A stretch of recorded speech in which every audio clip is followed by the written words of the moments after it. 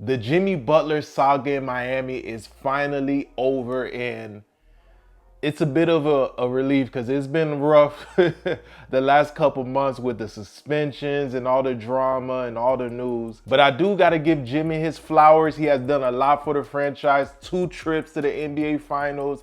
There was that one playoff round where they were this close. It was a game 7 three-pointer to go ahead and win the game against Boston, and Jimmy missed it.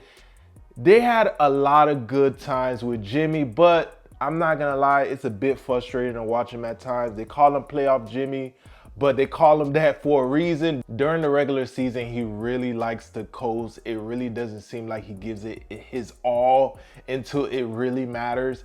And that's the frustrating part, because what happens is Miami ends up being a way lower seed and has to fight their way up. The season where they faced Denver in the finals, they were actually a play-in team.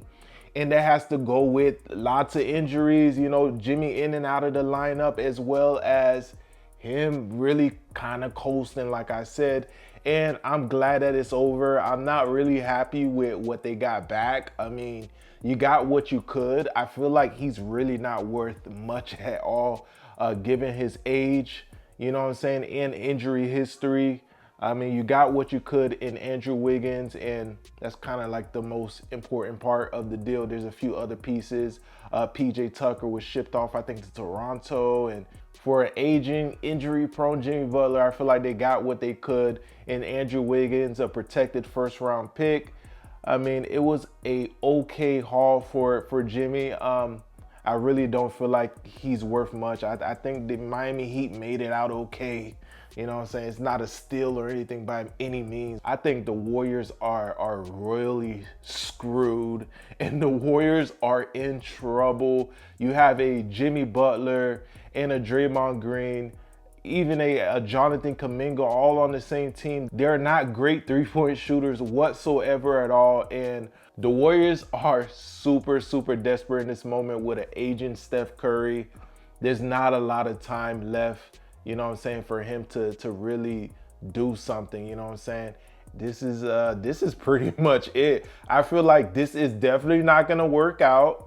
I guarantee it will not work out for the Golden State Warriors. There is no chance, way in heck, that this works out. It's gonna end very badly, and then Steph is he's gonna be left with a very hard question. Does he really wanna end his career, on a losing team, or would he like to request a trade in the last couple years of his career, try to move somewhere where he has a better chance of winning, because it is not it in Golden State.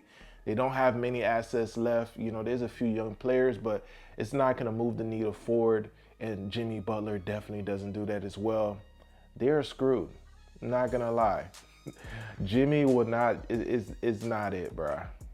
He's not it. I respect the man. He's a great player, man. But at this age and watching him over the last couple of years, he's not moving the needle. They kind of remain stagnant with this trade right here. And yeah, Steph is gonna have a really hard question to ask himself whether he wants to move or not. I really. We know how respected he is within the franchise. Of course, he does not have a no trade clause, but there's no way in heck they are shipping him off without consulting him first on where he wants to go. He's a freaking legend. He's getting a statue in front of the arena one day. You know what I'm saying? But he's gonna have to ask himself, man. Do you really want to, be on a crappy team, or do you want to give yourself a chance to win somewhere else? I really think he should move on from that franchise after this whole experiment goes wrong. You know what I'm saying? We shall see.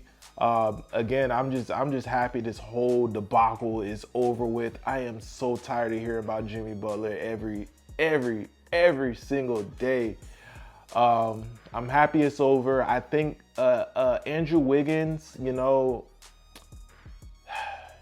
he fits with what Miami is trying to do. He's not a superstar by any means, but he just slots right into that small forward position that they really need somebody, consistent at. And I think he's going to do great things within that system with Eric Spoelstra.